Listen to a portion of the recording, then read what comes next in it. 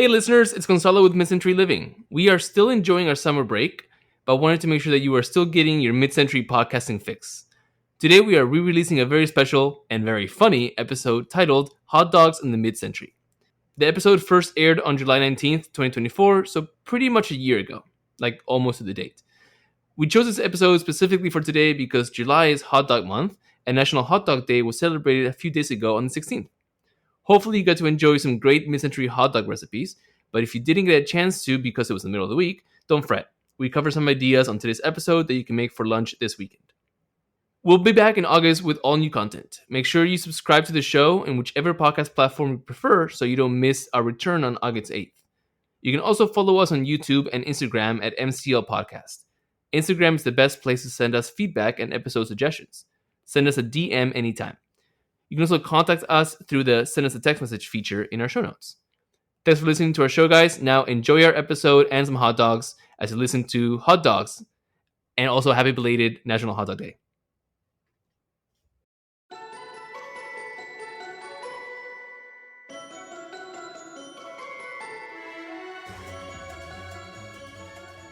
Welcome to Mid-Century Living, your weekly nostalgia podcast about the best of technology and culture from the mid-20th century.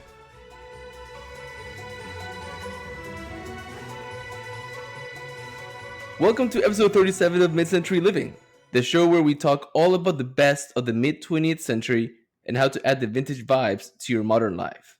We are your hosts, Gonzalo and Jackie. Thank you for joining us today. Today we're talking about hot dogs, but first, Gonzalo, how was your week? That's a very good question. My week was spent mostly in preparations for our family trip that's coming up in a couple of weeks, where we are going on a cruise. So there was a lot of money being spent on things like a swimsuit, even though I already had two, and I don't know why I needed a third one, and pair of shorts, which I actually bought two, and some dress shirts because I had to dress up for dinner. Of course. On a cruise. Yeah, you have to. Yeah. And now my guest bedroom is a pile of stuff because that's my staging area. Right. That's where I'll fold all the stuff that needs to go in the suitcase. Do you fold your clothes when you pack them or roll them? I do the military fold. So like I roll them and they become these little like soda can shaped things. And like you can toss them up in the air and stuff and like they won't come unraveled. Neato. And I can fit a lot. I'm very efficient at packing. I can pack a lot. Like when I went this past couple of weeks ago, I was in up north for about a week. I had for a 5-day trip, I had like 8 or 9 days of worth of clothes, and all I took was one small duffel, and I had so many That's clothes. impressive. Unfortunately, my giant skirts aren't super good at condensing down. What I am pretty good at doing That's why is I only wear minis. I'm pretty good at like planning out my outfits so specifically that I never overpack in the sense that I'm bringing stuff that I'm not going to wear. See, I don't know how to like pre-select the outfits, so I just take every single piece of clothing I own, so that I have options when I get there. Is that not what people do? Do y'all not pack everything you have? Usually I have, I plan every single outfit. I have an app for that, actually. Wow, that's very mid-century. It's actually very 90s. The app I used, in case anyone listening is wondering, is called Dressed, and it's only for iPhones, unfortunately. But it's basically the program that Cher uses in Clueless, where you can swipe through your tops and swipe through your bottoms. Well, that's cool. Again, I'll just pack everything. That works too, if you can get it small enough. I wish I had more stuff. That's the thing, is my clothes take up too much space, so I can't pack more than is necessary.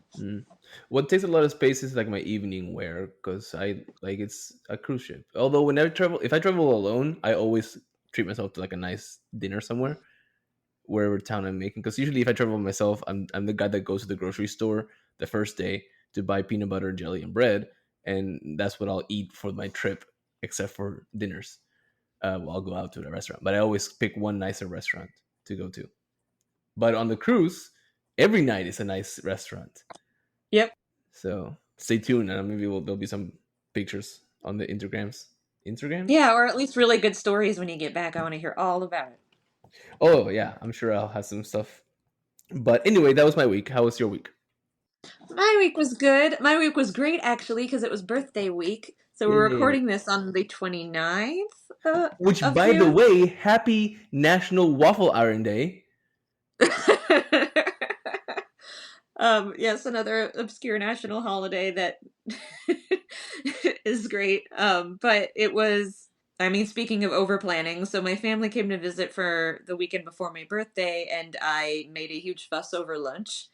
And I used all vintage recipes or instructions. So I made mosaic sandwiches, which I learned from a Good Housekeeping cookbook from 1971 on how to like make little sandwich flowers. Hmm. Um, and then I made a veggie tray, and I made two different vintage dips, and I made a Jello salad with pineapple and shredded carrots, and um, everyone loved everything, and it went really, really well.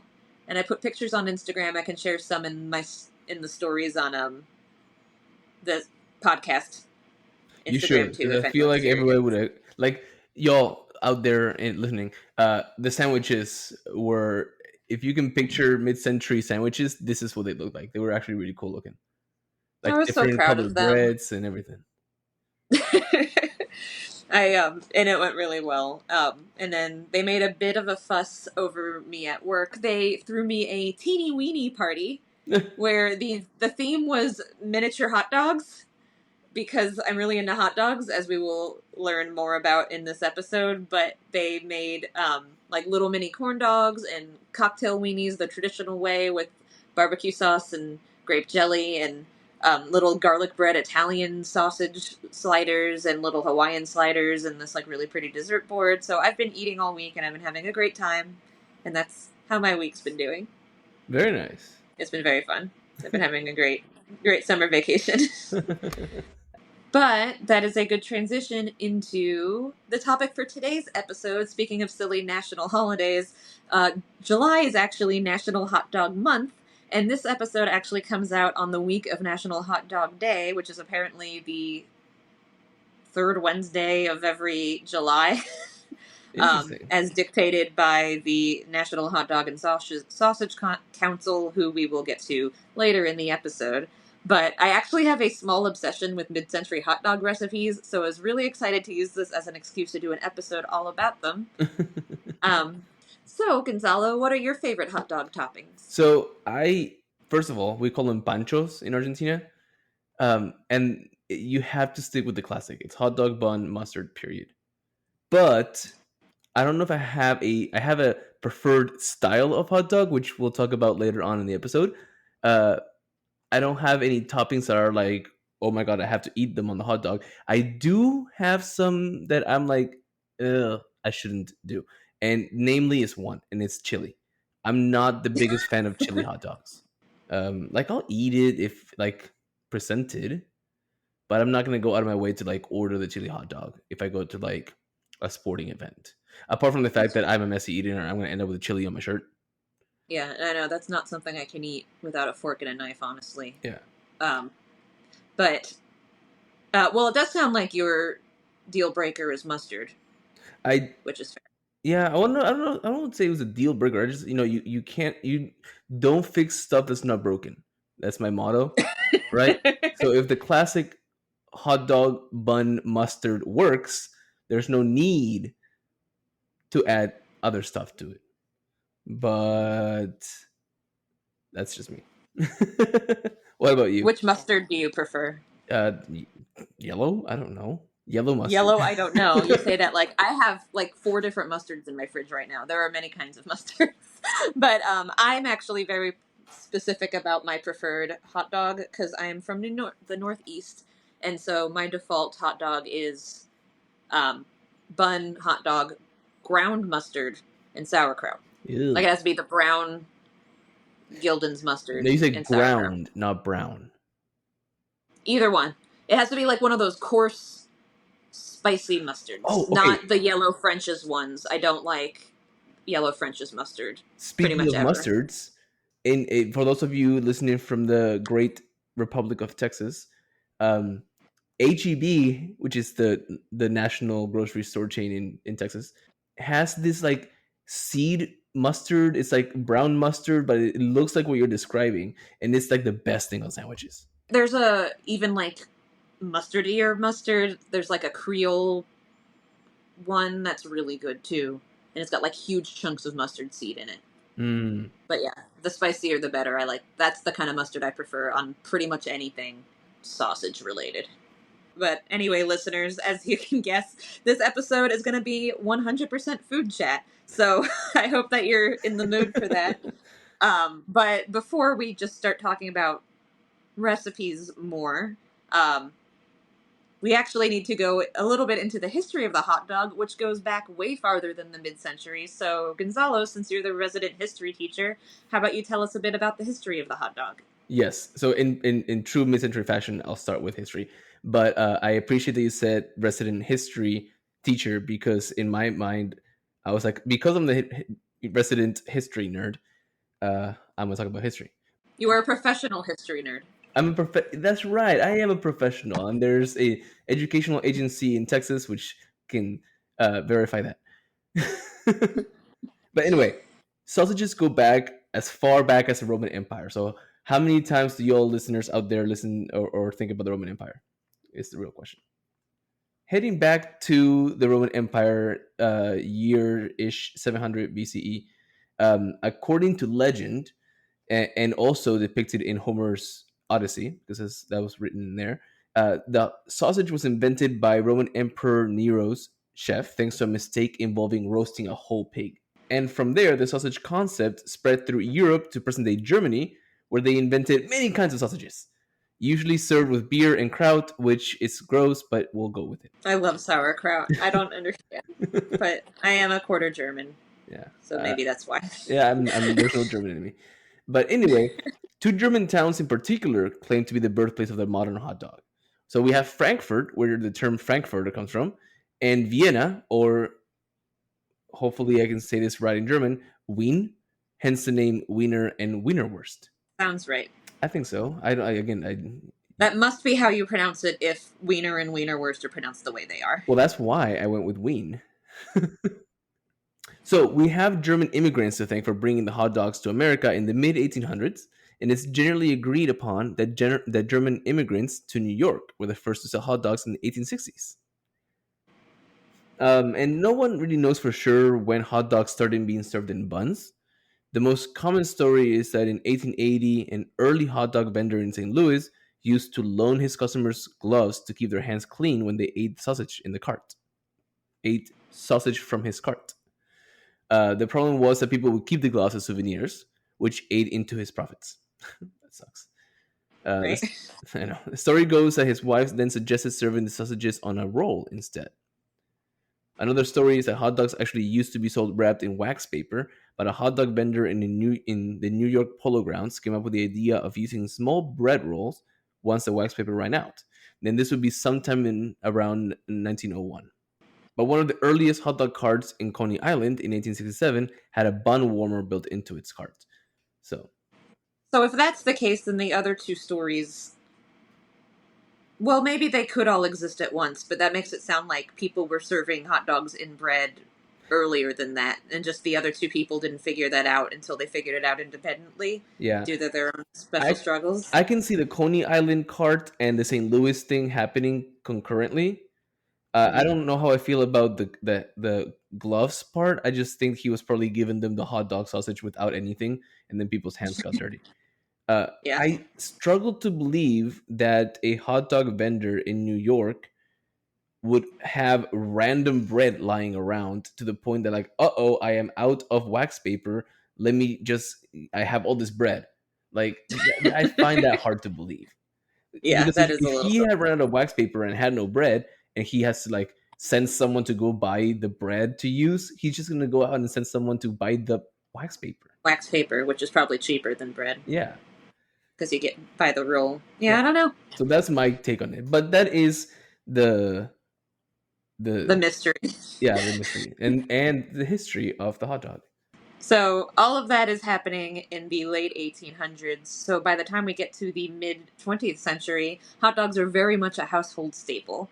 So the recipes have evolved way beyond just eating them in a bun with toppings. Frankfurters are basically treated like any other meat product and are used in casseroles, soups, pasta, you name it. So I'm not sure specifically when hot dogs started being used in casseroles and other dishes. I was trying to figure this out. My oldest hot dog cookbook, yes, I do own multiple hot dog cookbooks, is from 1931. And all of the recipes in my 1931 cookbook are bunless. Like, they're Interesting. all dishes you can make with hot dogs. It was put out by a hot dog brand. Um, and one of them's actually a molded jello salad with hot dogs in it, and we're not going to talk about it. The Why? 30s were desperate times. So we okay. Maybe I'm jumping the gun, and you'll talk about this later. So if we do, just let me know, and we'll edit it out. But I remember eating, and maybe this is just a like Latin America thing, or maybe my family's weird. But we would eat hot dogs and like cut them, and then eat them with rice, just white rice. The thing is, we do that with other kinds of sausages. It's just I feel like at some point, so back that's what the vibe I'm getting is that back then it was just another sausage type. Yeah, Whereas now people only put hot dogs on buns, and then if they're gonna do something else with another smoked sausage, they'll just get like kielbasa or yeah. Or something and do basically the exact same thing that you can do with hot dogs. But back then they just treated it like any other household meat product, and so like, why wouldn't you eat it with rice? yeah, Why wouldn't you put it in pasta salad?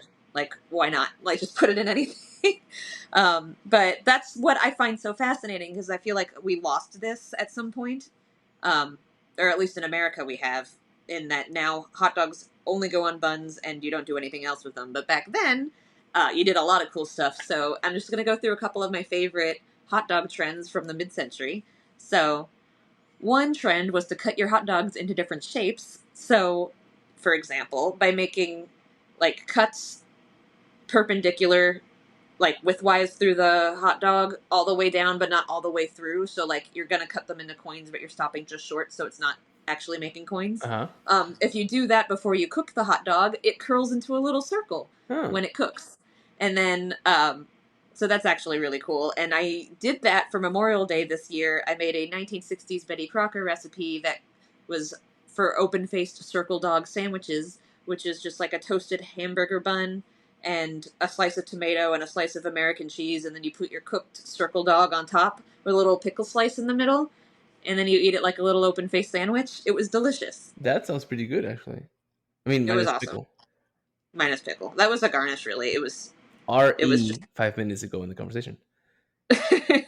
Another thing you can do to make hot dog shapes is if you do your circle dog cuts like halfway down the dog, and then when you get halfway down, you put your circle dog cuts into the other half, and then you cook it, you'll make an S. Ah, There's also some recipes for cutting hot dogs into strips and then frying them in oil, and then you can pick them up and dip them in dips like French fries. have you ever cut the bottom, like you get a hot dog and like divide it in half lengthwise? The bottom half you cut into 4 or 6 like whole lines through, and then you make little octopus. No, but I should. I'm surprised you haven't. That sounds adorable. No, I've only done circle dogs and I've butterflied hot dogs to have them lay flat on sandwiches before, but that's it. Also, around this time, hot dogs were commonly used as the meat in casseroles and in baked pasta dishes. I feel like hot dogs and macaroni and cheese actually was one of those default children's dinners in the 90s, so maybe this one has stuck around. I mean, I've never had it, but also in the 90s we didn't live in the States and we had hot dog with rice. So Yeah, it's the same thing. yeah, Yeah, so yeah, people still did that, I guess, for kids mostly. I feel like maybe that is the real difference, is that adults don't treat it like an adult meat anymore. that's because we have refined palates which require the expensive sausages. Another fun trend, there are a lot of examples I found of stuffing hot dogs with stuff before cooking. So the most common one I see is like cutting a slit in the like lengthwise through a hot dog and then stuffing it with a strip of cheese and then wrapping the whole hot dog in bacon before you grill it. Hmm. I have never done this, but it does sound delicious. But last summer I did try a similar recipe, sort of, where it was called pickle pups. from an old Family Circle cookbook where you put a slice of dill pickle inside the hot dog and then you coat the whole thing in barbecue sauce and then you grill it. It was awesome. But I like pickles and you don't, so never Yeah. mind. Another sort of stuffed hot dog recipe that I have saved on my phone and haven't tried yet is where you basically almost butterfly the hot dog and then you stuff it with mashed potatoes and then you broil it in the oven Ooh, until the potatoes are golden. that sounds good because I love hot dogs with mashed potatoes. Right? I don't know why I haven't made that one yet, but it's been on my list. I have a huge list of hot dog recipes I haven't tried Ooh, yet though, what if you honestly. like have the mashed potatoes mixed like the inside of like a baked potato with like chives Yeah. and stuff and cheese Yes. and I then think it's seasoned. I have to go reread the recipe. They're not just like plain mashed potatoes, they're seasoned mashed man, potatoes. But doesn't that sound awesome? it sounds way Like better little than what I have ready for my meals next, which is just chicken and beets. But I will highly say recommend. this mashed potatoes stuffed hot dogs, except for the rebroiling part. Let's say you are, for example, like me going on a cruise soon. The buffets always have hot dogs for the kids, and there's always mashed potatoes next to the meat carving station. So I could potentially do this on my Yeah, you could. in the While buffet. you're already on vacation Yeah. and in vacation mode. Yeah, why not? You could totally do that. So another common hot dog preparation back then is to butter a slice of bread, like just plain old sandwich bread, and then you put a slice of cheese on it, and then you put the hot dog on it diagonally, and then fold up and toothpick together the corners to make it like a little triangle, Hmm. and then you brush the whole thing with melted butter and bake it. Oh. So this one pops up a lot in a lot of different recipe books, and they're usually called something cute like hot dog toasties. And I also love that you can make this for a crowd because you can put them all on a sheet pan at once. So I think it's a really good recipe, and that's probably why it was so popular. I've made this a couple times, but my favorite one was from a vintage Ortega Chili's ad for a recipe they called the Hotter Dog, where they have you add a whole green chili between the cheese and the dog so that you make your little triangle before you bake it, and it was awesome. Like I would 1000% serve it to guests. Boyfriend and I like devoured them for lunch that day. It was No. awesome. So thumbs up, do recommend. So I have a lot of hot dog recipes that I've been making. The one that started it all though, and that set me down this rabbit hole, was something called Frankfurter loaf, which is, it sounds scarier than it is. What it actually was just you make prepared cornbread batter and then you layer it in a loaf pan with hot dogs. And then you bake it just like you're baking cornbread, and then you cut it into slices just like you would slice a bread loaf, and then you serve it with barbecue sauce or gravy, and it was awesome. I've seen this. I've seen pictures of this. I've never seen it in live. I've seen I've pictures made of it this. twice. It totally rocks. I don't know how I feel about cutting into my cornbread And there being hot and there dogs being a in hot it. dog because I live in the Yeah. south and cornbread here is kind of a big deal. I feel thrilled and so happy that I've got rewarded with hot dogs when I cut into my cornbread. I just like could not get over how what a great idea that was, and that really set me off on this whole thing. But I'm covering mainly the delicious sounding hot dog recipes. Of course, there were some that were not as delicious, but honestly, 90% of them are good. So, highly recommend that anyone, when they see a vintage cookbook in the wild, flip to the hot dog section because there usually is one because it's lots of fun. So there's like several ways of making the hot dogs, as we've discovered. Most of them apparently bunless, but there is some great rivalry between areas in the United States about their hot dogs in buns and how they're supposed to be made. They're all iconic in their own area, and they are very much defended by locals as being superior to other places. When we know that the one that I'm going to say is my favorite is a superior one anyway. But here are some of them, and there's several, and I have a couple only. But New York style, which hails from the Big Apple, traditionally topped with spicy brown mustard and sauerkraut or onions, and made famous by the beginning of this podcast and as Jackie's best type of. That is my default for sure. Yeah. There's also the Atlanta style, which is typically savory, topped with cool, creamy, crunchy slaw. That is a great idea. Actually, I Yeah. should try that. Sorry, I'm not going to give you my thoughts on every hot No, that's dog. fine. Go for it. Chicago, which is some of the most well known and unique, Comes with an array of toppings, including fresh tomato, big spears of pickle, hot peppers, sweet onion, and relish. And they also really falls apart whenever you eat it. I had my first Chicago style dog last year and it rocked. They're So they're delicious, and spoiler alert, this my favorite type of hot dog.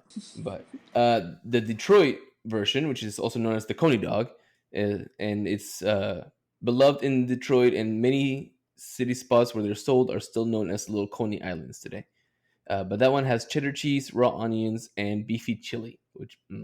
Other types include San Francisco, which is wrapped or topped with bacon, lettuce, and tomato.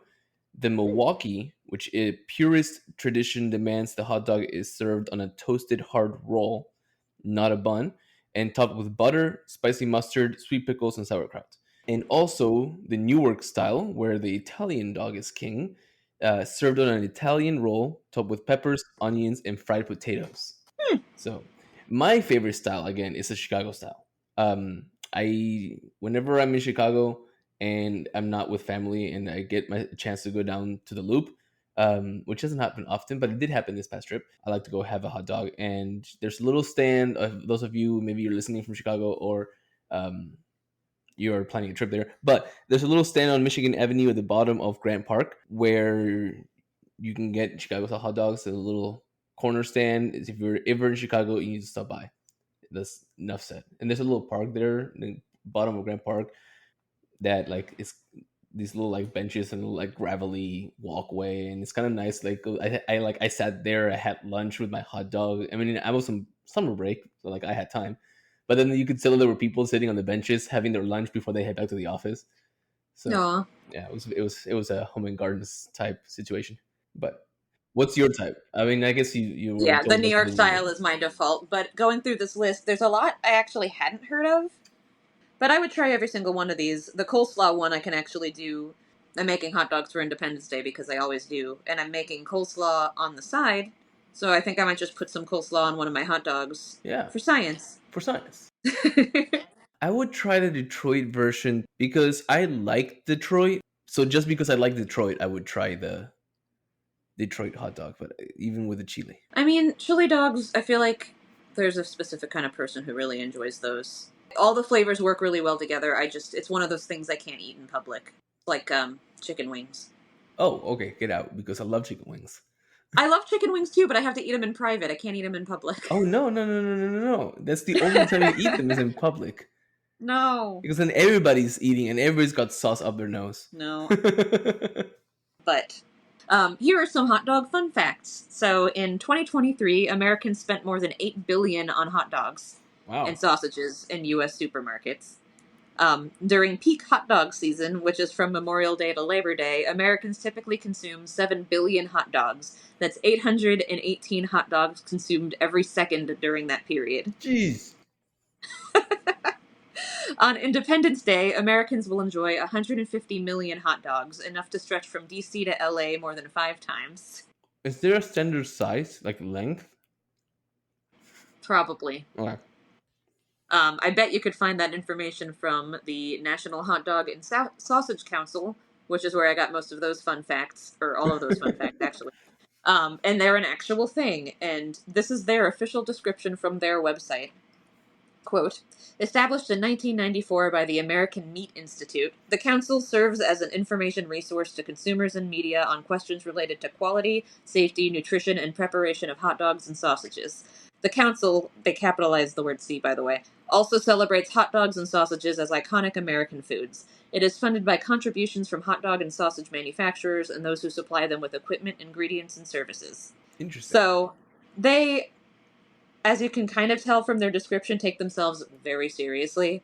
It's like their website is fun and there's a lot of really good information on there, like how to host a perfect toppings bar for your hot dogs and like hot dog fun facts and the first hot dogs and where to buy hot dogs and like all this kind of stuff. And like I'm glad that they exist. I think it's really entertaining that there is a National Hot Dog and Sausage Council.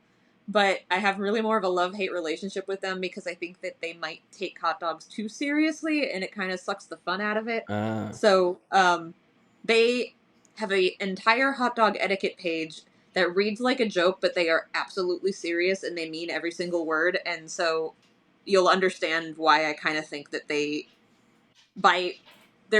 trying to make hot dogs fun, but in doing so, they're making them less fun because they're taking all of the improvisation out of hot dogs. Uh-huh. So I think it would be cool to go over there as our etiquette tip this week, the official hot dog and sausage council etiquette page, so we can discuss. Perfect. So, don't put hot dog toppings between the hot dog and the bun. Always dress the dog, not the bun. Condiments should be applied in the following order. Wet condiments like mustard and chili are applied first, followed by chunky condiments like relish, onions, and sauerkraut, followed by shredded cheese, followed by spices like celery, salt, or pepper. Do serve sesame seed, poppy seed, and plain buns with hot dogs. Sun-dried tomato buns or basil buns are considered gauche with franks.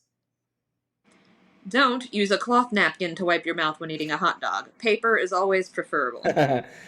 Do eat hot dogs on buns with your hands. Utensils should not touch the hot dogs on buns.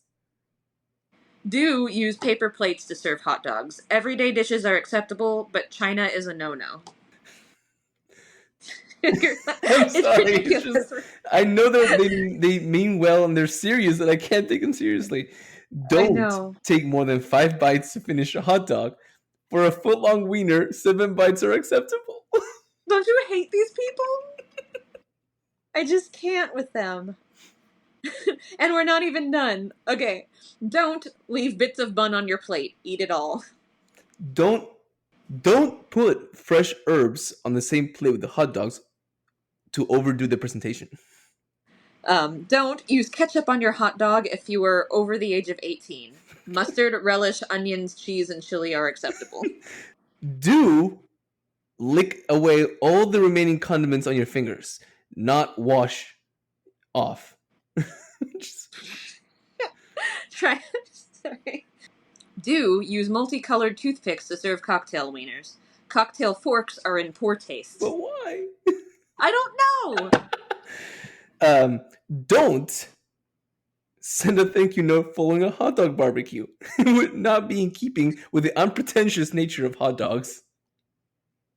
Don't bring wine to a hot dog barbecue. Beer, soda, lemonade, and iced tea are preferable. And lastly, don't ever think that there's a wrong time to serve hot dogs. Except for, according to them, the wrong time to serve hot dogs is if you only have china and cocktail forks. Because apparently you're not allowed to do that. Sorry, I only have fine china and cocktail forks in my house. Right? So you can't, no hot dogs for you, and you can't put ketchup on them. That's the thing, is they're not leaving any room for improvisation.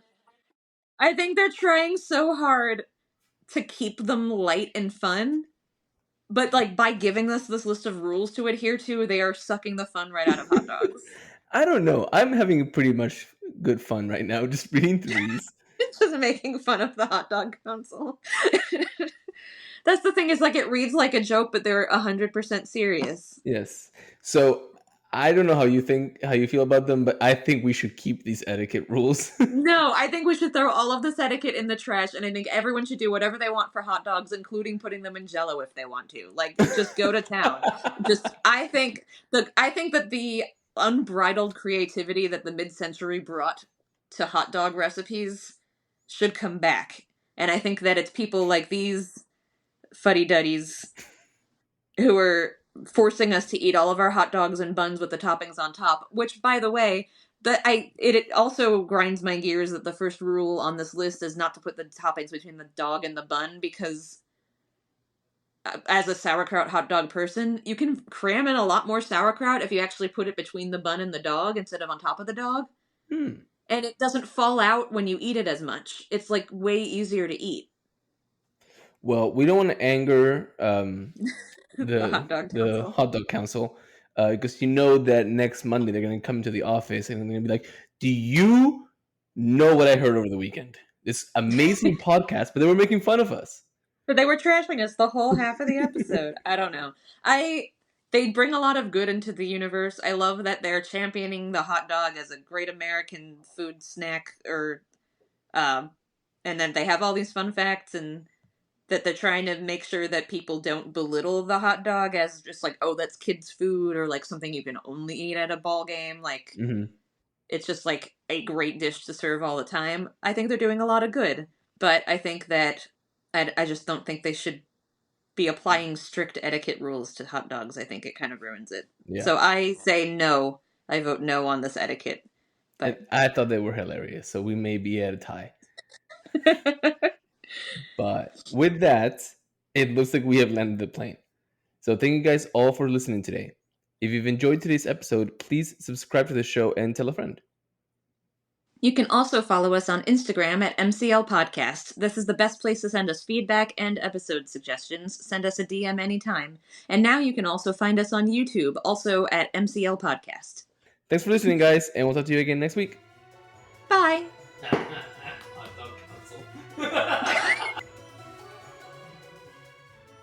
Thank you for listening to Mid-Century Living.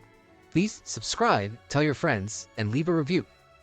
We are available on Apple Podcasts, Spotify, or wherever you listen to podcasts. You can also follow us on Instagram at MCL Podcast. See you next Friday.